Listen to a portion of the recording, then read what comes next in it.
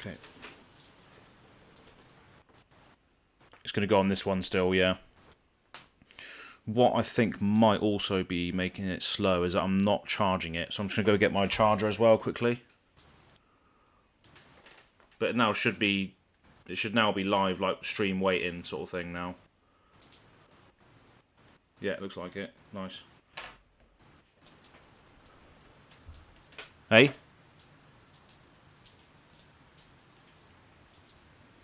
Oh, looks alright. Okay.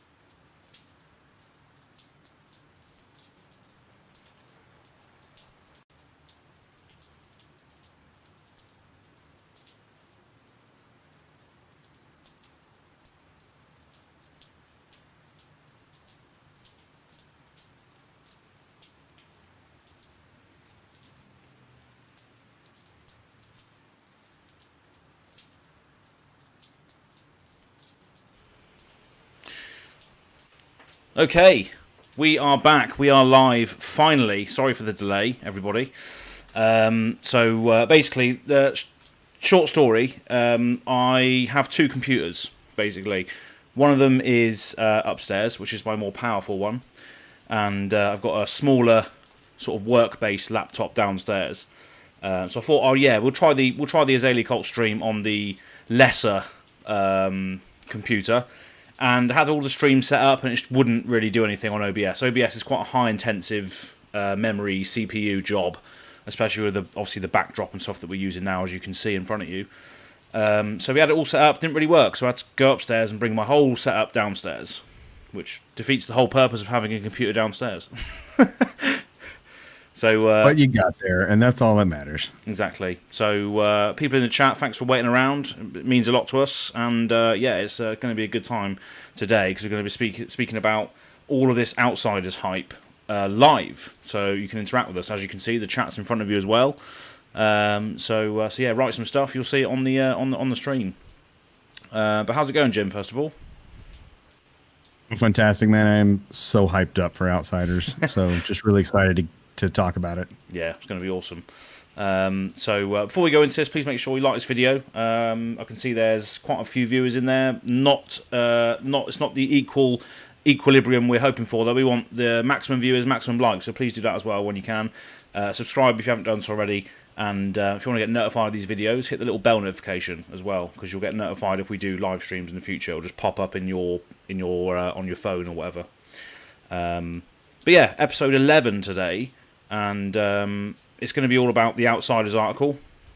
A few speculations, a few sort of lines of play that you can achieve with some of the stuff that was spoiled, and yeah, just general thoughts about the set really. So first of all, we've had the splash art, which looks absolutely awesome. I was going to flash up images for you on the original OBS stream, but obviously we couldn't set it up today. But yeah, it looks pretty sick. All the sort of marketing's been done for it. All the booster packs are now able to see, and obviously go to fantasyg.com.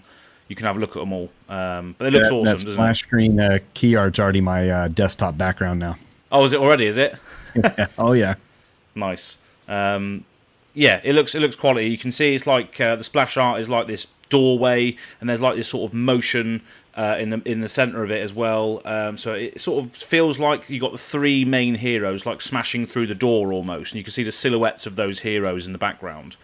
I wish I could show it to you, but hopefully we're describing it well enough. But yeah, it might even be like Blackjack's Tavern. It could be, yeah, just busting in through Blackjack's Tavern.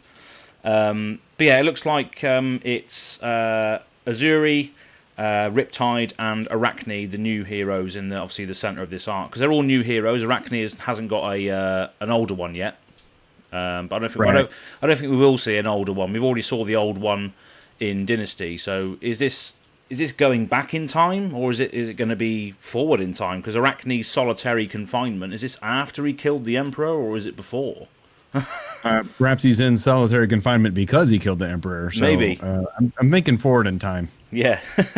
But yeah, it looks awesome. So going on to that, there's new heroes. So we've had the arts board for all of these. So we've got Arachne, solitary confinement. We've got Azuri, and we've got Riptide. I can't remember what the names are of them though. The actual names. I haven't got the actual names in front of me. Little titles, you mean? Yeah, it's like Riptide something something, Azuri something something, isn't it? Oh, that's fair. Chat might be able to correct us. But yeah, it's going down a route that we didn't think we would probably go down. The fact that the last Living Legends podcast, Bill was on about, oh yeah, I love ninjas. Ninjas are my favourite, and Kel was like, we're not going to get ninjas in the next set, and bam, we're getting ninjas. Like, what the hell? So sure. that was right field, wasn't it? Proper unexpected. Yeah, that and the whole 2 heroes per class. Like, I don't think anyone came close to calling that. So that was out of left field, and I love it. Yeah, absolutely, and more options for the draft as well. So it's essentially 6 characters available for draft. Chat limited in this set is just going to be amazing with having 2 heroes per class. Yeah, absolutely. So yeah, we got the assassin. Obviously, we got we got 2 assassins. Sorry, and then we got the new ranger as well. And first of all, the new ranger just doesn't look like he's a typical ranger, does it? Riptide, a trap ranger. So the cult has been, had their speculations about this, haven't they? We've had people in the designer card competitions that we did early on design cards for a ranger that cares about traps. So exactly, trying to make them more viable. Yeah. So this hero looks like it's going to be able to do that, a trap-based ranger. So what does that mean? Does that mean we're going to get more arsenal slots for traps only? Is there going to be a trap-only slot so you don't clog your arsenal with traps, or is there going to be some form of chat? Let us know what your thoughts are. But is there going to be some form of text that says something like this hero can play traps from hand as though they were in their arsenal, or something like that? Something that gets round the massive downside that traps have. Yeah, I personally I think it's going to be a part of his hero ability to do with traps in some way. Yeah, just like opening up maybe another zone that they can use so they don't clog their arsenal, or perhaps, or just be able to play them from hand, or put one in the arena somehow so that it's ready and it isn't taking the arsenal up. Yeah, something like that. Yeah, Yeah, exactly. Like Dash starts, Dash starts with an item in play. Maybe Riptide can start with a trap in play and then have some extra text that makes them playable or something. Yeah, exactly. A lot of the gripe with traps was that obviously you can play them from their arsenal. You have to play them from the arsenal. And then obviously traps get the additional effect. You get the tax. It stops on hit effects. One of them damages the opponent, and one of them is just a very, very high value trap. It's a blue pitch rock slide that blocks for 4 unless they pay 1, and then it blocks for 2 instead.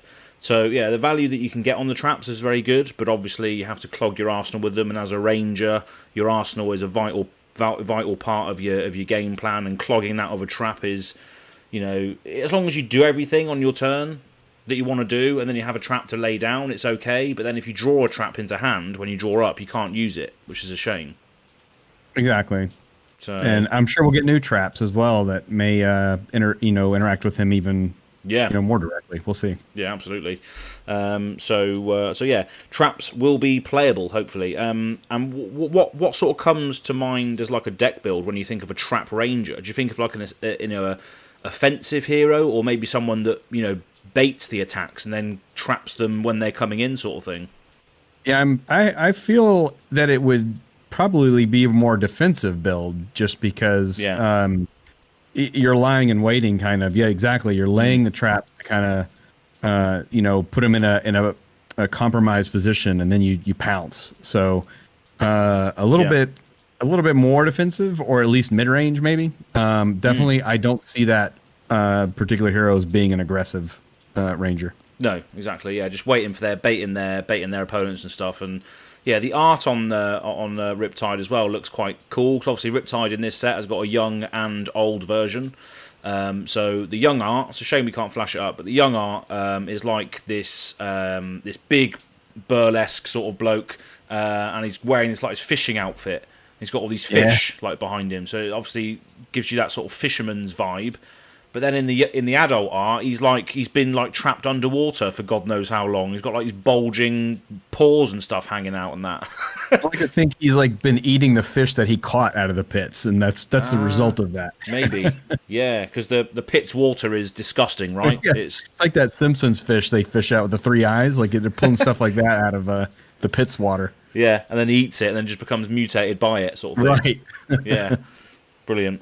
But yeah, Trap Ranger could be good. Could be a nice build for punishing people that attempt to go wide, with multiple attacks. It could be, if you're sort of laying multiple traps down, it could be a way to punish aggro and all these 0 cost for 4 go again decks that just slow them down somehow. Exactly. Yeah, just stop them in their tracks a bit and just say, no, you can't play out your entire hand for 79 damage in one turn. You have to try and interact a little bit more. I wonder, what about something that goes a bit of the wizard route and makes it so that he can somehow get the traps out as instants? Yeah, or something like that. Yeah, that would be pretty good. So you mentioned the hook here in the art. Looks like you think it might allude to an offhand. Is that what you're thinking? Yeah. So as you can see in the art, we can see it because we got the show notes. I've actually printed out some show notes. You can't really see them. Actually printed them out this time on paper. Yeah, pure analog style. But yeah, on the art, you can go and see it on fabtcg.com. You can see that Riptide, the adult version, is obviously holding this massive anchor hook thing. He's got a person speared through it, through the chest. There is a bow on his back as well, so it just goes to show that Dreadbore. Yeah, could be Dreadbore. The Dreadbore looks like it's forged from the pits, doesn't it? All the knives and stuff and tetanus wielding things sticking out of it. Yeah. But yeah, in his main hand, it's part of the art. It's not hidden. The bow's quite hidden, so it goes to show that the hook is probably going to be a main weapon potentially, and the fact that it's in his hand. Is that going to be a new ranger offhand? Is that going to be something you can use? That you don't need to fire an arrow for or something. Yeah, I don't know. I think it just might be a part of a trap. I don't see a bow being able to be a one-hander. I think we've talked about and had some of the people suggest crossbows. That's where I think we might be able to have a arrow shooting device and an offhand at the same time. Yeah. Unless there's a new mechanic that lets us switch out a bow for a melee weapon somehow. Yeah, and there was a little Twitter thread going. I can't remember whose post it was off of, but I said, this looks like a Dark Souls Bloodborne-esque weapon," and then Joey from Decks and Drafts was like, "Bloodborne, okay, trick weapons." So trick weapons in Bloodborne were basically a weapon that morphs into something else. You know, right. You've got a gun that suddenly morphs into like a whip or something. I can't remember what the precise weapons were, but what that was alluding to mechanically was maybe we get a double-sided weapon that Riptide or Rangers can use. One side is the hook, which they can use in melee combat, and then they pay a resource or something to flip it over to then shoot arrows. So that could be quite a nice little space to explore, like double-sided cards, almost. Yeah, it's interesting. I mean, it's kind of like, I guess in D&D, if you're like a ranger, to switch between your ranged weapon and like a melee weapon, it usually takes an action. So perhaps something like that could be implemented in Flesh and Blood. Yeah, exactly. A resource or something instead of an action. Wouldn't be too difficult either, because you flip the token over to the bow side, and then suddenly it just acts as if it was a bow, and then you pay the resource, flip it back over, and then it acts as if it was a dagger or whatever it is. Just curious, chat. Are you able to type into chat? I haven't seen any activity really since we started. Just making sure. Yeah. Let us know. Yeah, let us know what your thoughts and feelings are if you're in there. Definitely. But yeah, that could be a good option, and it was good suggestion by Joey to reference Bloodborne, because that was an interesting way that you could potentially flip those weapons over. Yep. But one of the main things to come out of this is the fact that Azalea is in the set. She's confirmed to be in the set, and she remains untouched. She is not going to be reprinted as a new hero. It's very much going to be the old and original version, the one that we have come to love all this time. Yeah, absolutely. And I mentioned this before we started, but I know in some of our previous episodes, I was thinking there wasn't any way that they were going to, just reprint her as is. However, I'm just floored and incredibly happy that they did. So yeah, I think it's as it should be. I mean, it's Azalea. She's our supreme leader. You can't change her. Like, she just can't. She's too good to be altered. Exactly. So, yeah. I hope she never is, actually. Yeah. But that's the main draw, isn't it? The main draw to the character is that the fact that she's not hyper optimized, and she's down and dirty, and getting defeated but then coming back again and all that sort of thing. That's the reason why we play her. When those make those victories all the more sweeter when you do win, and make someone extremely salty. She's got a solid hero ability. It's just being a little more consistent with it. So I think the support we're getting in Outsiders, obviously they think it's gonna help that. So we'll see how it goes. Exactly.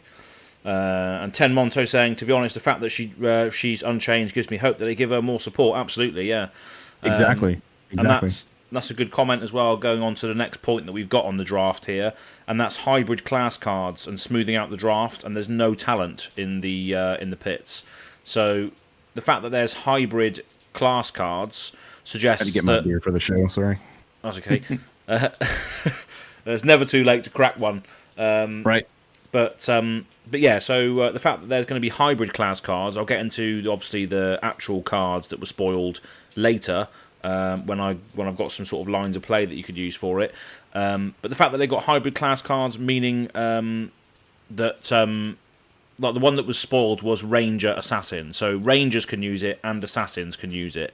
So if you're running an Azalea deck, you can run the card, basically. And if you're Assassin, you can run the card, because it's a dual card. But you don't have to be both of those classes to use it. It's not like if you think of Bolton, who's a light warrior. He has light warrior cards, so only light warriors can use it. But you can still use warrior and light. But in this case, it kind of goes the other direction. It's more heroes can use it rather than less. Yeah. So Lexi could use it. I really as well. like the idea. Yeah. Yeah. So if Lexi wanted to use the hybrid cards that have Ranger Ninja on it, for instance, you'll be able to use them because she's a Ranger. Yeah. So I'm curious how many are going to be that way. Like, I have a feeling a fair amount, because for the whole draft experience, being able to do that. They mentioned having being open for a long time before you pick your hero. Yeah. So I'm assuming quite a bit of the cards are going to have this treatment where they're dual class cards instead of heroes. Yeah, exactly. I think it's going to be the full. I think it's going to be the full 6. So you've got Ranger Assassin, Assassin Ninja, and Ranger Ninja. Those are the 3 combos that you can have between the 6, I believe. Yeah, and they're probably each getting a Marvel, each of those combos, because they mentioned 3 Marvels in the set. Yeah. Speaking of, what is your thought on this new Marvel art? I think it looks really good, and it's the next image on our thing here. You can't see it, but you can go over to the website and have a look if you want to have a look. But we'll read it out when we get to it. But yeah, it looks really cool. Obviously, there's going to be 3 of these, so I imagine there would just be for each crossover hybrid class, respectively. So Assassin Ranger, Ranger Ninja, and Assassin Ninja. Yeah. And probably each a page from this codex is my guess. And they'll all kind of look the same. Yeah, exactly. So yeah, you got the actual card version, which looks quite cool. So I mentioned obviously the Assassin Ranger one is called Codex of Frailty. We'll go into the mechanics of the actual card later. But looking at the actual frame of it, is cool that obviously it has Assassin frame on the left and a Ranger frame on the right. Right. So it's like a mixed frame, which is nice. On the actual card version, but then obviously you got the Marvel card version, which looks like the sort of, if people in the chat have saw the Dungeons and Dragons Magic the Gathering set recently, it's like the sort of page ripped out of a book style art. Yeah. Which looks really, really nice. It's a page of the codex. Yeah, page of the codex. I really like it. I'm really curious. Obviously, all the Marvels are cold foil, but the only real spots it looks like they can cold foil are kind of the corners where there's some metallic looking features. Yeah. So I'm wondering if there's something else, like if it's going to have a different texture. They haven't really played with texture yet. So I'd like to see that, like where it's got some almost like a paper texture or something, or ridges or something. I don't know. But yeah, it would be awesome. I'm really curious to see what it looks like in person. Yeah, definitely. It's going to be interesting to see if they do mess around with like the texturing, because the cold foil and the rainbow foil is different, isn't it? So yeah, and a lot of other card games as well do have like other textured cards and like speckled foils and all sorts of things, and it'll be interesting to see. But obviously, I don't want to mess around with it too much, because obviously interesting here in chat. Doug is I hope the hybrid cards aren't super pushed. Just curious why what you're worried about there. Not saying one way or the other. Yeah, definitely. I mean, the thing is, that's the thing, isn't it? If this is a Ranger Assassin card, it means that both Ranger and Assassin can use it, but that also means Lexi can use it as well. They're probably designed in a way where Lexi doesn't give a shit about them, really, to be honest. But it doesn't. I know what Douglas is saying, because if you give loads of heroes access to loads of things, it could be quite degenerate. But yeah. Please explain more. Any insights? See that what you just said, basically being overused. Too many heroes are using the same cards. Yeah, exactly. Worried they might homogenize the meta a little too much. Yeah, because all the heroes that can use them will use them. Yeah. So, but I think with this as well, obviously, the pit does not have a talent, right? So I think it might only be limited to these classes that can then cross over, because it also makes sense with the whole mercenary thing, with the whole sort of outsiders lore and the pits and contract killers and all that sort of thing. They do sort of share from the same pool. Azalea is really an assassin ranger, really, isn't she? She's a contract killer almost. So it makes sense for her to have assassin actions to a certain degree. It's not like she can use cut to the chase. It's not like she can use Razor's Edge, all the new assassin actions, because she's a ranger. She can't use them. She can only use the hybrid cards of assassin, and what benefit those might have, I don't know. But yeah, I can understand the the reason why people might be getting scared that, you know, the card pool is going to expand for the other characters that already have a massive card pool. Like Lexi has Ice, Lightning, and Ranger. Now she's going to get Assassin Ranger cards as well. Yeah, but I like your point, and I agree with it that maybe they're not going to really work well for her, so she wouldn't run them. Yeah, and you know, I just had a thought too. Maybe they're just the Majestics that are like this. Maybe, yeah. Maybe there's only a few select Majestics that each one can use. But then if they say they're trying to smooth out the draft, maybe there's a few extra ones.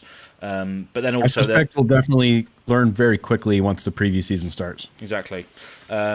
But yeah, that's it's going to be cool to see how they pan out, and we'll go into the actual card codex a little bit later. There's a cool few things you can do with Azalea with it.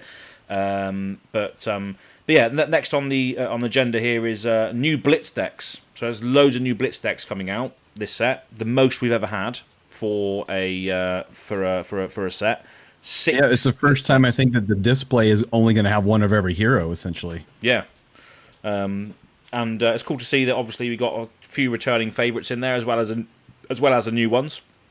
So we've got Benju. That's like Katsu and Benji both together. Benju, new hero. Benju. Benji, Katsu, Azalea, Arachne, Riptide, and Azuri Blitz decks available. So 6 of those available.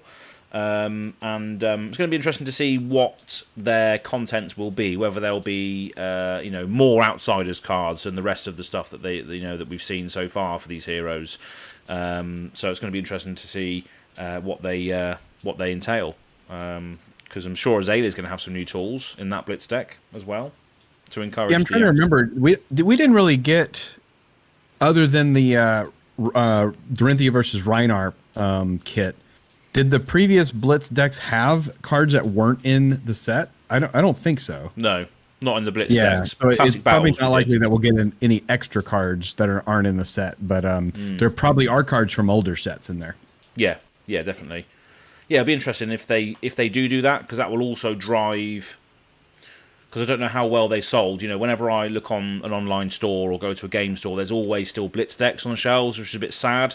So if they did put like one unique card in there, like Classic Battles, people might actually still buy it.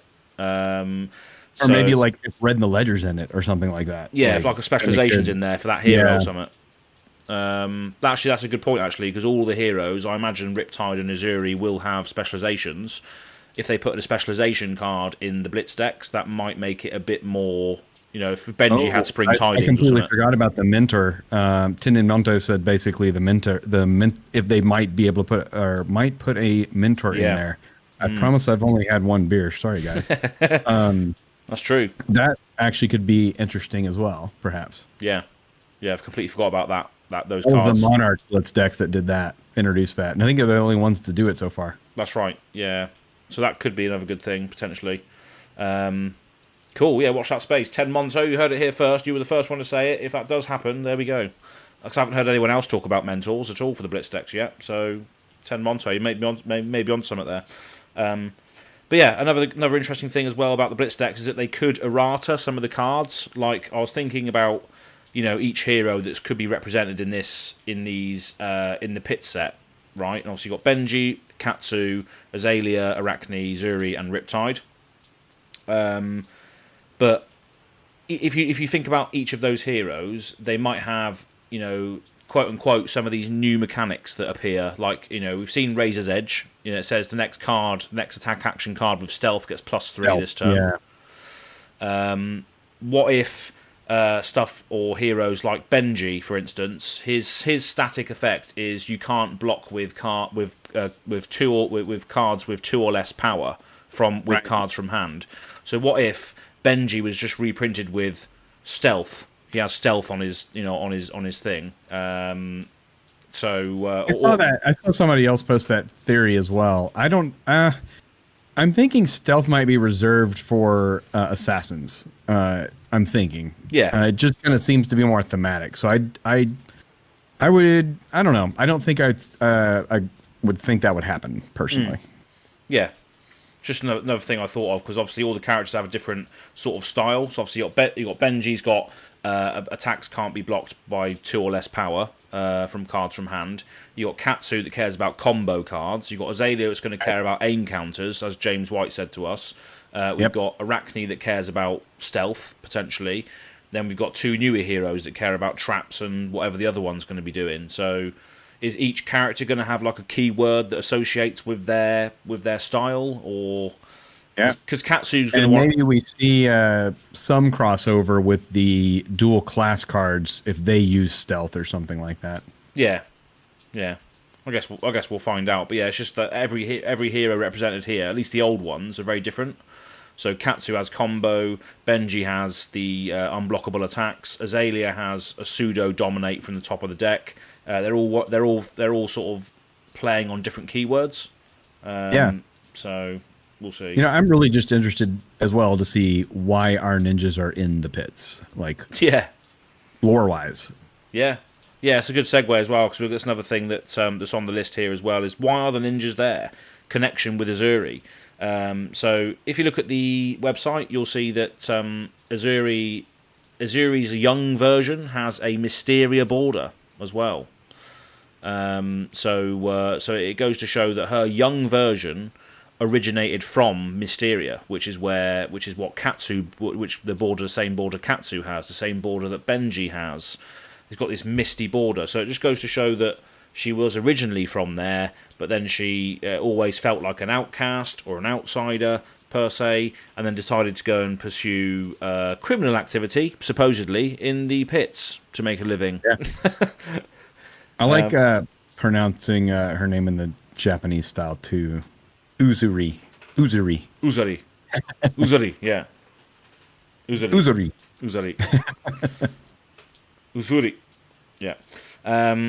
So yeah, it's gonna be interesting to see where or why they have come to go to the pits instead, and why Benji and Katsu are there.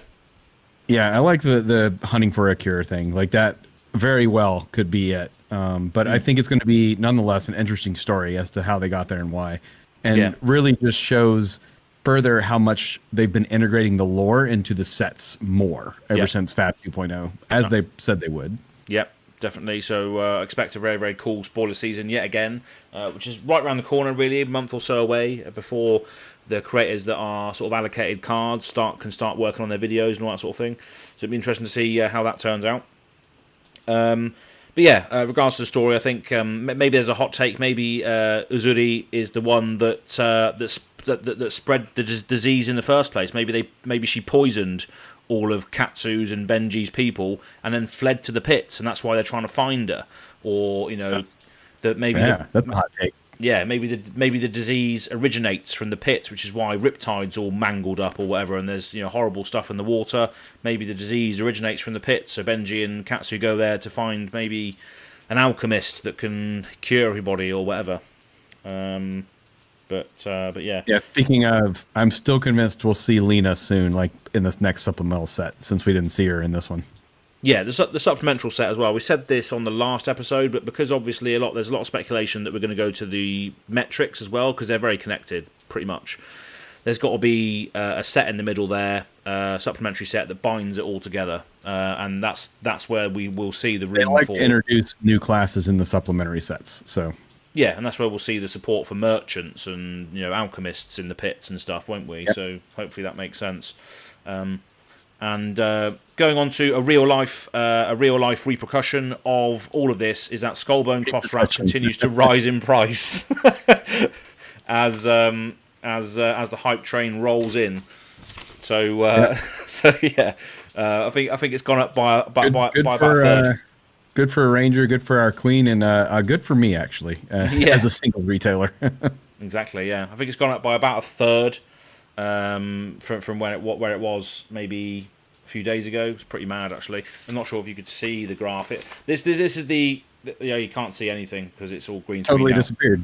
Totally disappeared. Invisible paper. But there was images and everything about how the graph has changed and gone up on Card Market and stuff like that. So sorry for the viewers out there. Same on TCG Player if you look it up on TCG Player. Exactly. And for all the viewers out there, this would have been a much better production if my laptop was working. But hey ho.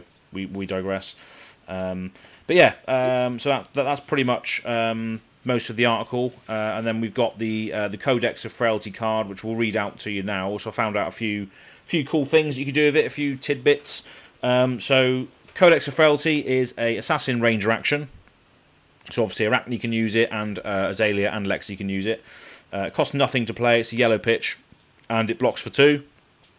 But it says, each hero puts an attack action card from their graveyard face down into their arsenal. Each hero that does discards a card. So use a recursion piece, so you can get any action card back into your arsenal. Also not by choice. You have to do it. Yeah, exactly. And then so it forces your opponent to discard, and it forces them to put an action back into their arsenal. Attack action. So yeah. Yeah. And then it says, create a ponder token under your control and a frailty token under each opponent's control. So a ponder token says at the end of your turn you crack it and draw.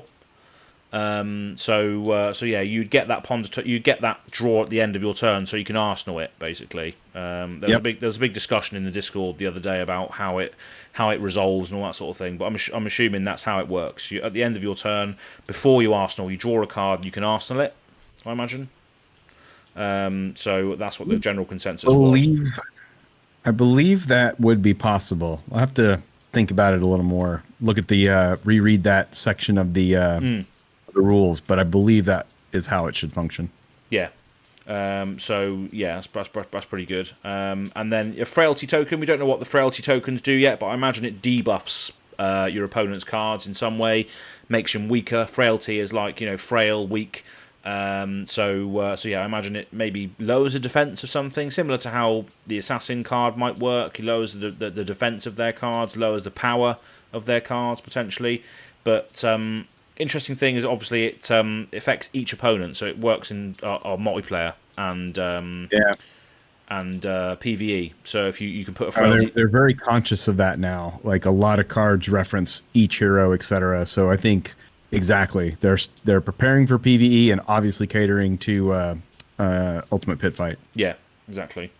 But yeah, so Codex, it recurs certain attack cards or arrows in a ranger's case straight back into the arsenal. So you can fire them off straight away if it's like a 0 cost or if you've got a tunic trigger open. So the main question here is this a Memorial Ground replacement for recurring the Red in the Ledgers, Remorselesses, interactive arrows, etc. Into your arsenal, because it puts it straight there. You don't have to. You can use it on the turn. You can sometimes do that with Memorial Ground as well. It takes more resources because you have to put it on the top. Then you have to activate Azalea to get it into the arsenal. You need a card in the arsenal ready to do it, and you need to fire it somehow. So yeah, I wouldn't say it's a direct replacement because you can't dominate it like you can with Memorial Ground, but it's still a way to get a Red in the Ledger again into your arsenal. So even if you can't give it dominate, it's still a threat. Yeah, exactly. It's a second copy of your favorite arrows. So if you look at this card, you could potentially even run lesser of the other arrows that aren't as good, because you can copy this with other ones potentially. So if you run 2 Red in the Ledgers and two of these things, you're essentially still running 4 Red in the Ledgers, because you can use these. It's a clone of any attack and action. You throw in some Memorial Grounds and you got 2 more. You got 2 more. Yeah. Yeah. So if you want to tech a certain way against a certain meta or what have you, I imagine that's the good thing that she can do with it. Or just replace it with whatever effective arrow against your hero, and now you've got multiples of it. Yeah, exactly. So yeah, this is a question for chat. Appreciate you might not be able to write in there or anything like that, but for people that are watching this now or in the future, does it replace Memorial Ground?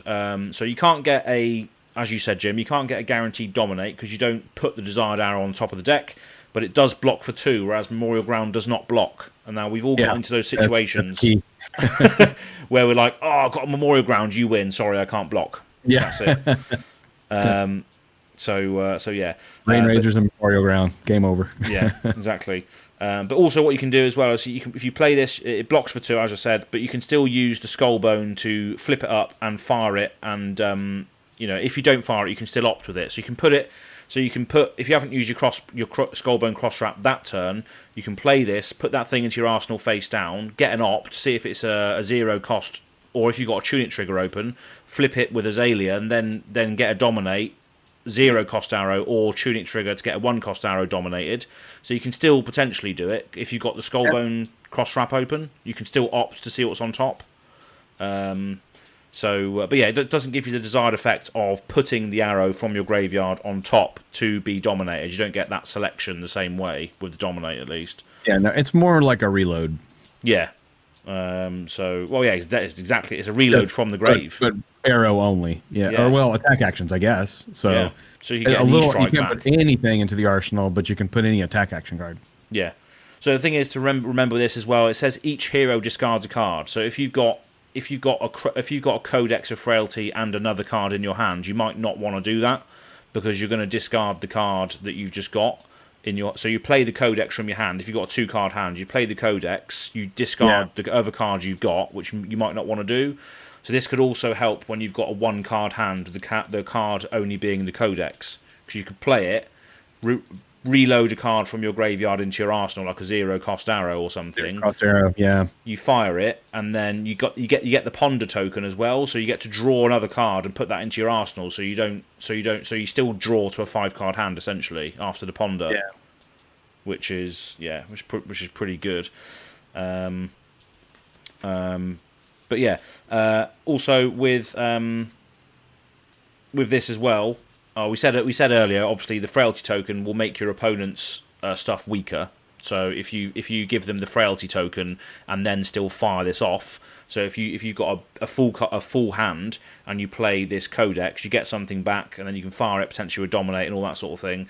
But a frailty token might make it harder for them to block. So even if you don't get the dominate, the frailty might be harder for the opponent to block certain things. So it's going to be interesting to see how that works as well. Yeah, it'll be interesting. Let's see exactly what it does. Oh, what do we have? Value play, tempo play. Tempo play. I think I absolutely agree with. Yeah. So if you've only got this, you can still play a 1 cost or a 0 cost, depending on whether you got the tunic trigger active or not. If you haven't activated your Skullbone, this is the only card you got in hand. You can still opt to see whether that's a card you want to dominate, or if that's a rain razors on top and you're about to get hit, you can get that to the bottom to see if you can get a defensive card into your hand for when the opponent cracks back. There's loads of stuff you can do that will make it pretty good.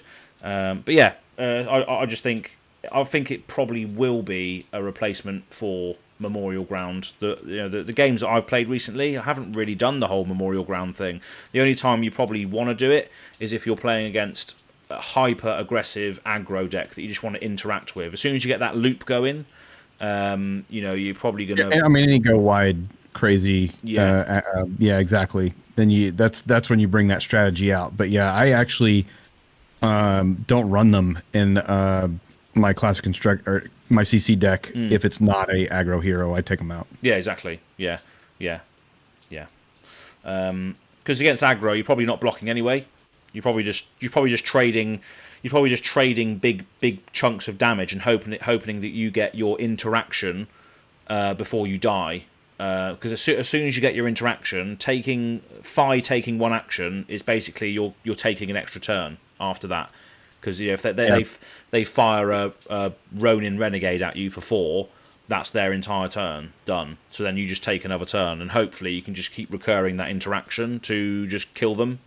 And as soon as you get 5 blocking anything, you basically won that game. Incredibly frustrate them. Yeah. As soon as they block with 2 cards, you've won essentially in that matchup.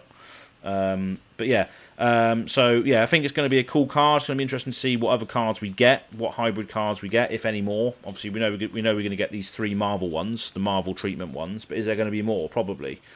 Real quick, Andrew says, "I hope they give us arrows with stronger on-hit effects. A lot of our arrows right now don't really matter if they hit, so aggro just melts us." And that's probably why we're trying to cycle, Red in the Ledger or other big card. I think aim counter already kind of introduced that, but you got to have the aim counter to give it the on-hit effect. So there's probably more of that. But yeah, new arrows, I would love to see them having on-hit effects because that really is Azalea's threat, I think, is not just getting, hit with the arrows for damage, getting hit with the arrows for an effect. Yeah, exactly.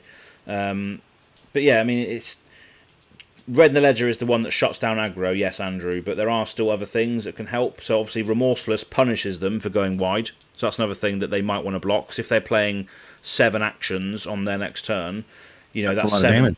That's still 7 damage. So the Remorseless in an aggro matchup, Remorseless against 5 basically says it's a 10 damage attack, at least, because they're not going to block it.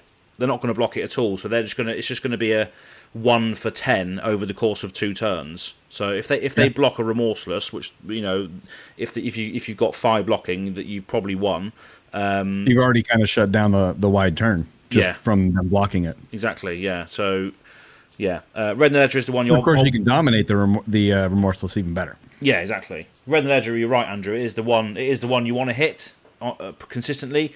Also, Hamstring Shot. Hamstring Shot is in my Battle Hardened list. I could actually show my Battle Hardened list, which I'm taking to Leeds at the weekend. But I've actually put Hamstring Shots in there as well, because obviously they say the first attack, the first attack action first attack they play next turn. I think it's attack, or is it attack action? I can't remember. But I think it says the first attack they play next turn costs them 1 extra. So that in most decks, Briar. Sorry, just saw Andrew 3-0 your local armory. Congrats, man. Nice praise one. be. Yeah, praise be. Even though he's definitely playing Bravo Life Gain.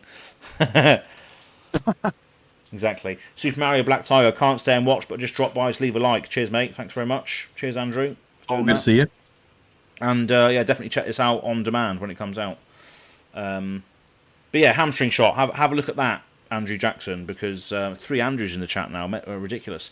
Check that one out, because obviously, if it costs them 1 to play, a lot of their excellent arrow. Yeah, exactly. It costs Headshot's another one of my go-tos. Yeah, that's just raw damage. But interactive arrows, go with Hamstring Shot. That basically strips a card from their hand because they cost 1 extra, which in a 0 cost Go Again deck is just going to cost a card. So try that one as well. Yeah. But yeah, that is pretty much all the stuff. But then we've got obviously the key release dates for the set as well. So you've got the preview season starts on the 4th of March, so that's 2 months away almost. So not far away at all. Come on, more like a month and a half. Let's be a little more optimistic about the timeline. A month and a half, yeah. So in about a few weeks' time, people are going to start getting their cards through with regards to who's previewing them. So yeah, and I would say that we're in a very, very strong position to preview a card as the Azalea Cult is on the channel. I would be so sad if the Azalea Cult doesn't get some kind of preview, because exactly it's literally thematic to the cult. Like they gotta. Yeah, exactly that. So I'm not going to say that it's set in stone, but I think it probably is, to be honest. But yeah, so keep your notification bells on, because if we do get one, which I have high hopes that we probably will, you're going to want to see it. That's for sure. But yeah, as soon as I know, everybody else will know, and then obviously you can tune in for the reveal, etc. I like to do graphics and photoshops and spoilers and all that sort of thing. Not spoilers, but teases. But yeah, so 4th of March, and then pre-release events start on the 17th to the 20th of March, Friday to Monday. There isn't any world premiere event for this, though, by the looks of it. No, we were hoping, or at least I was, because, I mean, obviously this set's going to be amazing. Yeah. But it doesn't look like it. However, I'm still just as excited for my LGS closest to me does have a pre-release, so I'll be there. Same. And I think it's going to be a blast. So I'm happy just to do the pre-release. Yeah, exactly. A premiere event like at a calling would have been amazing, but I don't know. I'm starting to think we're not going to get one this year unless the next main set has it, but we'll see. Yeah. But get down to your local game store, play, and this the limited environment for this is going to be fantastic, isn't it? Let's be honest. 6 heroes to choose from. Definitely come back to the Discord after your pre-release and tell us what you pulled and how you did in your matches. Yeah, definitely. Tales from the Pit section. We assume at this point you're going to force a ranger. Absolutely, yeah. Just tell us how that goes. Stay open for the very end. Don't worry about anything else. Just stay open for Azalea. Praise be. I didn't see the format. Did they say is it going to be draft or is it going to be sealed? Because the previous ones were always sealed. I imagine they'd do both, wouldn't they? They'll do draft and sealed, maybe. Oh yeah, maybe some stores have one or the other. I'd have to look. I didn't pay enough attention to see. Yeah. Anybody in chat happen to notice if they said it was sealed or draft? Yeah, it'll be interesting to see. But yeah, the draft environment has been hyped up to be, very good. Welcome to Wraith levels of awesomeness. Oh yeah, no, I'm gonna fortunately make it to the Pro Tour since it's very close to me. Yeah. And obviously I don't have an invite for the Pro Tour, so I'm gonna spend most of the time on the side events. And what side events am I doing? Outsiders Draft. Absolutely, yeah. So yeah, pre-release is going to be good fun. Make sure you get down to your LGS to do that. Release date is 24th of March. So going to be good fun. Just while we're on that topic as well, because there's been a lot of controversy with regards to the Pro Tour, location, Baltimore, Maryland. Yeah, yeah, I'm in the camp that I think it's a little overblown. It's I judged in a battle hardened put on by SCG in Baltimore last year. I never felt unsafe. I thought the area was clean. I thought I had good parking right across from the event. I had no issues with parking or my car or anything. Went out for lunch, had no issues. Yeah. I think every major city's got crime. Exactly. Yeah. You just be smart. Like, don't do anything too crazy, and be alert, be smart, and you're gonna be fine. Exactly. Just don't draw attention to yourself, and wear expensive And I will clothes. point out too, for those coming international or something, it's very close to Washington D.C. also, which is actually the area I'm in. So if you're looking for something to do like pre and post event, if you can't find anything in Baltimore, come down to D.C. All the museums and the history there is pretty fun to go through. Nice. Yeah. So yeah, again, it's every city, as you said, every city has, dodgy areas as such, areas that you want to stay away from, like low economic areas and all that sort of thing. So you just don't, you just do your research, and then just don't draw too much attention to yourselves, and be alert, as Jim said. I'll be there. Come see me. Exactly. But yeah, that's pretty much it. Obviously, the product's going to be a 239 card set, 1 Fabled, 5 Legendaries, 31 Majestics, 51 Rares, 128 Commons, 20 Tokens, and 3 Marvels. And obviously, 239 is large for a standard set. Usually the supplementals were getting close to that, but that is a lot of cards for a standard set. What, 239? 239? Yeah. I don't believe we've been breaking 200 often in the standard sets. No. Yeah. That's cool, though. More cards are better, really. Absolutely. 16 cards, yeah. So obviously designed for booster draft, of course. But yeah, and great thing about this as well is it comes out in multiple languages as well this time. Yeah, the first simultaneous release. That's awesome. Yeah, so that's good news as well. So and very soon Japanese. We saw the timeline today. By the fourth quarter, Japan will have their own localized version. So when was that? All. Today? Yeah, they basically put up a timeline today for the Japanese release of Flesh and Blood. Oh, sick. Okay. And in it, they're going to have, I think quarter 1 was like a preview release kind of thing. All right. And then they had something each quarter, but I remember seeing in the fourth quarter, they're saying a localized version will be available of Flesh and Blood. Oh, okay. Nice. Lovely. I'd love to get some of those cards. I love the aesthetic of the whole sort of Japanese hiragana, katakana. Absolutely love it. Characters and all sorts. For sure. Kanji. For sure. If I'm going to have a Japanese Azalea. Oh, yeah. Fantastic.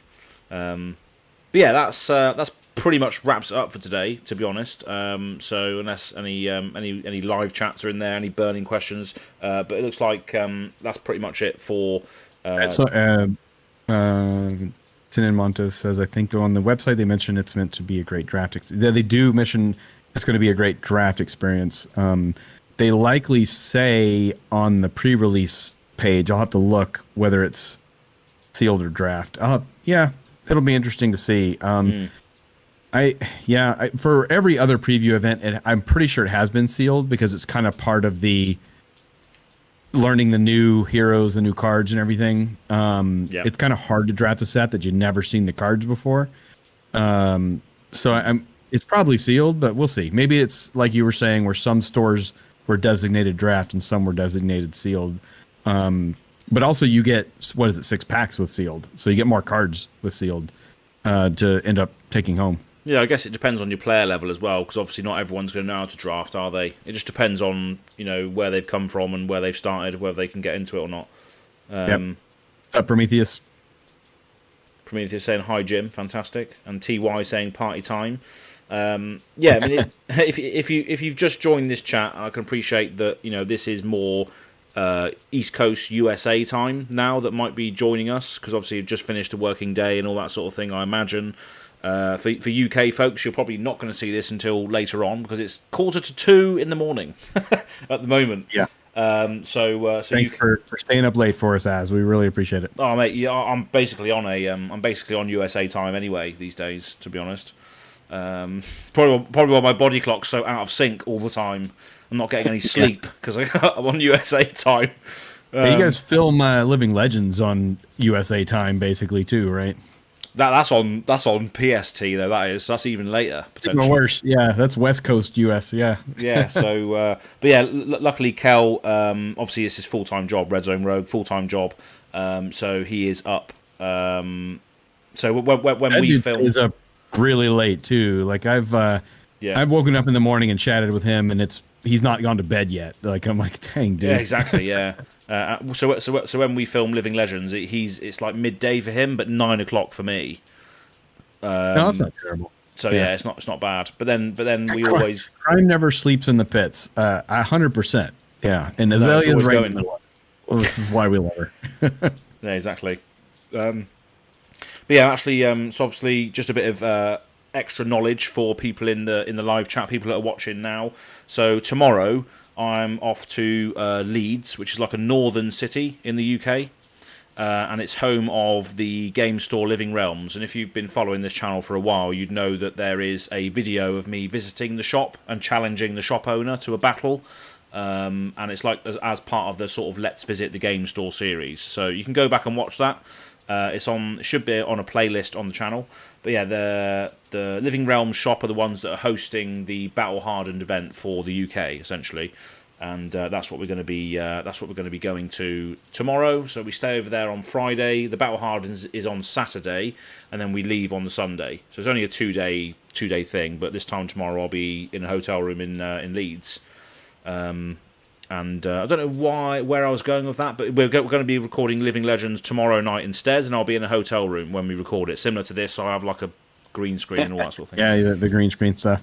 Cool. Yeah, I'm actually this weekend. I'm judging a ProQuest at my LGS. Prometheus there. Actually, Prometheus is now a former employee of that LGS. But all right. In any case, I'll be judging there, having fun with that since I'm not going to, play in it, but that'll be good. Nice. Then obviously I'm going to catch the stream of the Battle Hardened New Jersey, I believe it is. Mansant's going to be casting that, so that'll be fun to watch. Yeah, nice. Yeah, that'll be good. That'll be good fun. We can see that we've had a few more people join towards the end of the stream here, but Grand is asking you. Grand Engine is asking, how many hamstrings do you run? Well, I think my list is. I think it's 6. I think it's 6 hamstring shots. The whole caboodle. I think it's 3. I think it's 3 red and 3 yellow. I think. I might have changed it. No, I think it's just 3 red. I think it is just 3 red. My list is over there. I might be able to check right now, but yeah, let me check right now. What have we got? More chats in there, haven't we?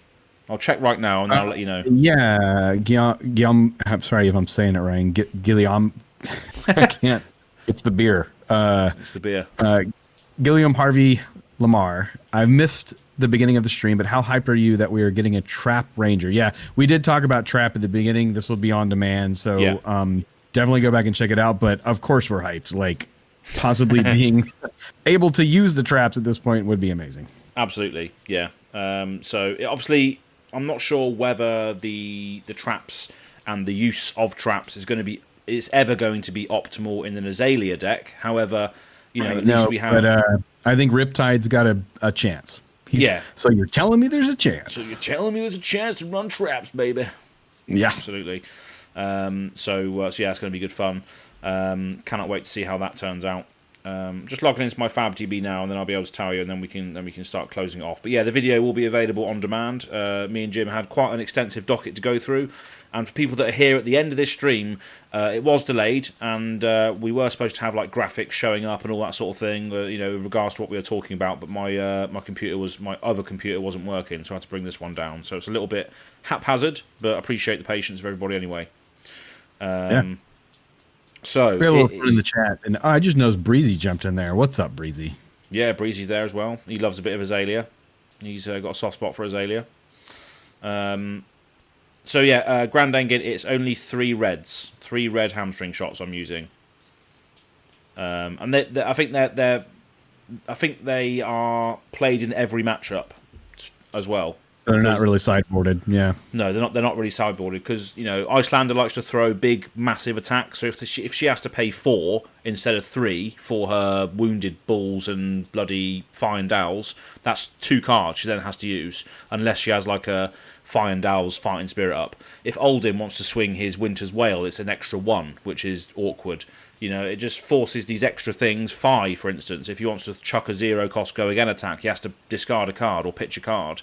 I think it's just very good. I think it's quite good. But other than that, I was asking if anyone's casting the Leeds Battle Hardened. Do you know? I don't think so, but I'm not sure. No, but if they want me to, I can. Hey, just do it on the fly. Just do it on the fly. Yeah, absolutely. Ad hoc. Yeah. Absolutely. What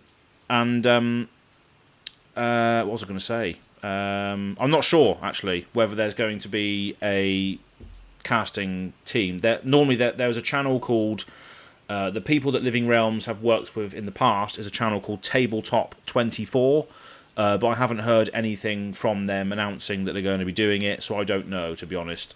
I could take this laptop down and set up something for a table if they wanted me to do that. I could do something fairly easily. I've got the setup to be able to do it. I think that's actually how Mansant started with the events. Was he just literally set up his own gear and started casting. Yeah. And now he's basically, I think, going to be at all of the SCG Con Battle Hardens casting them. So that's the way you start. That's the way I start. So yeah, it could be something that I reach out to people to be able to do, because as people know, that the people that have tuned into the channel before, I run my own fucking tournaments on the channel, GoAgainGaming Open. I do that all myself, and that's webcam. Hold on, though. If you do this though, you can only cast Ranger matches. No, that's right. Yeah, that's the contract that I'm going to put on there. I can only cast Ranger, and it can only be people that aren't in the top 8. I don't think you have to worry about that. But exactly. Yeah. But yeah, maybe we'll reach out to some folks, see if we can do that in the future, because we do have the technology. Anyway, unless there's any more chats. But this is the thing, right? You get streaming, you get chatting, and suddenly you just want to stay on for ages, even though engagement. Yeah, exactly. Yeah. So that's pretty much the last question we've got on there. Anyone casting Leeds Battle Hardened? I don't know. Andrew is saying, I'm in favour of getting patrons to run Talashar matches for you to cast for practice. That could be a good idea, actually. Yeah, it could be a good idea. So people that also people that don't know, I tried a hand at casting the other day. Actually, I did a casting Azalea games on Talashar stream, which was quite good. I reckon I could cast an Azalea game very easily, but everything else I'll be like, I don't know what's going on here to a certain Go back degree. and watch that. I didn't catch that as you did it, so I'll have to go back and watch that. Sounds interesting. How'd you like it? Yeah, it was good. It was good fun. Yeah, obviously because I know the hero in and out, sort of, to a certain degree. Of course. Yeah. Yeah, the more I think I didn't want to play any more Azalea until Leeds. I didn't want to play any more online games. I just wanted to go in. Next game I play be in real life. So I didn't want to taint that. I just wanted to You should, even if you don't like try the casting out at Leeds, you should document your games. Like do a quick recording after each game and give feedback, and then kind of string that together. I think that would be really interesting. Yeah. Well, that's a good point, because I will be doing a vlog at Leeds as well. Yeah. So yeah. As part of that, just document your games. Yeah, exactly. Yeah. So I've got a few things planned with some members of Discord. If you're in the Discord, you would have seen the subsection Leeds, which is a subsection for people that are all going to Leeds. So that we got a dinner booked on Saturday night to go to a meat restaurant, like a burger restaurant. There's 20 of us going, essentially. So it's going to be a massive table with loads of meat and beer and cheese. It'll be a lot of fun. Yeah, so it's going to be good fun. And you'll see that on the video, so keep your eyes out for the video on that. And also, while there's people in the chat, I might as well plug stuff that's coming out on GoAgainGaming. Got the 4-hour-long uncut version of San Jose coming out as well, so soon. So it's just basically every single GoPro video that I took in chronological order, just in one massive video. There's no real editing to it, because I couldn't be asked to do it.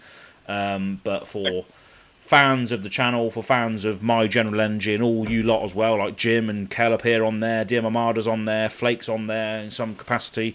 It was so much fun. It was so much fun, and you can relive that. It's a 4-hour special, so if you've got an afternoon to yourself, or you want to do it in multiple sittings or something, then by all means do it. But it documents the whole journey from getting up in the morning to getting on the plane to going to San Jose. There's a couple of ASMR style scootering through San Jose videos as well, with the GoPro strap. Right. I forgot you were taking the scooter to get everywhere. Yeah. It's hilarious. Yeah. We'd be asking Az to meet us somewhere, and he'd be like, yeah, on the way, and then it'd be 15 minutes later because he had a scooter over. Because I had the electric scooters up, yeah. Good fun, though. It's good fun to ride around a city that you haven't been in before. The air blowing your hair like this and all sorts, and yeah. Yours in particular, you were straight out of an 80s movie. It was amazing. Oh yeah, it's brilliant. It's loving life. But yeah, that's all going to be available to revisit. Are there any shoeies in the footage? I don't think we ever got to a shoey. No, we didn't get any shoe, but the Leeds one is going to be some shoeies in that one. That's for sure. It's going to be a lot more R-rated, the English version, I think.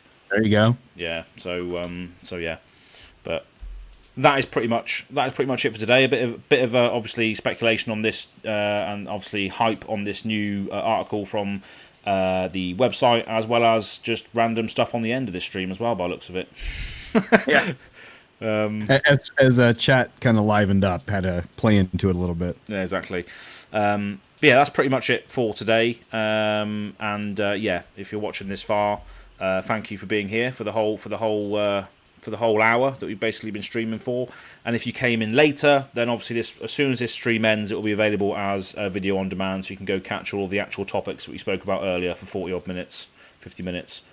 But apart from that, that's pretty much it. So yeah. Yeah. Thanks everyone. Praise be to our supreme leader. Praise be to our supreme leader. And for people that are still in the chat at the end, and for some reason don't know where they can find your stuff, Jim, where can they find you? Because obviously you have a shop, sir. Yeah. No, absolutely. Have the shop, fabtcgcards.com. You can shop there. You can find me most often on Twitter as your screen shows, at fabtcgcards. I'm also now nicknamed Not Bill's brother, so don't confuse me with Bill from the Spike Feeders' brother, Jim, who is far cooler than me. Brilliant, yeah. I love how in the Living Legends podcast you have to say Jim from Fab TCG Cards. Yeah, right. It's like I got an honorific there. Yeah, yeah, that's right. And yeah, if you're a patron of my channel as well, there will be a link in the chat. Thank you, Andrew, for putting it in there. There'll be a link to Patreon on there, where if you are a patron of the channel, you get some money off Jim's orders from right. Yeah, you get a code every month for 10% off an order. So yeah. every month a new code is put out for the patrons of GoAgainGaming. Exactly. So, you've heard all the speculation here today. You've heard that there's going to be rangers and assassins and everything. So, if Jim's got the cards... You'll need that code for when Outsiders releases, because the cold numbers of anyone are going to be buying up all of the ranger cards. So yeah, exactly. So act on it now while you can. Yeah. For everything that's released so far in Dynasty. And A lovely old job. Love it. Lovely old job. Yeah, nice. Love to see it being used by other people rather than me. You started it. You've started a trend for sure. Exactly. But until we do it all over again for the Azalea cult, it's going to be interesting to see what we can report on next. Maybe we do another episode which is just about the community, the Azalea cult hashtags, Tales from the Pits. Maybe that'll be the next one before... Yeah, maybe right before preview season, when we know who's getting previews and stuff, we could like do a little more speculation before we actually see the cards. Yeah. So yeah. But, yeah. Consider checking out the link, looking at Jim's site, looking at Patreon, and all that good stuff. And we'll see you again probably in a few weeks or so when we've got some more stuff to report as such from the pits. But thanks very much for everyone who's joined, and we'll see you very, very soon. Cheers. Yeah, peace out, everybody. Thanks for joining. Thank you. Nice. Cheers. Yeah, peace out, everybody. I think we're still streaming. Actually, I didn't press the button, but hey ho, people that are still here, you love and like. Got to be all the awkwardness. I'll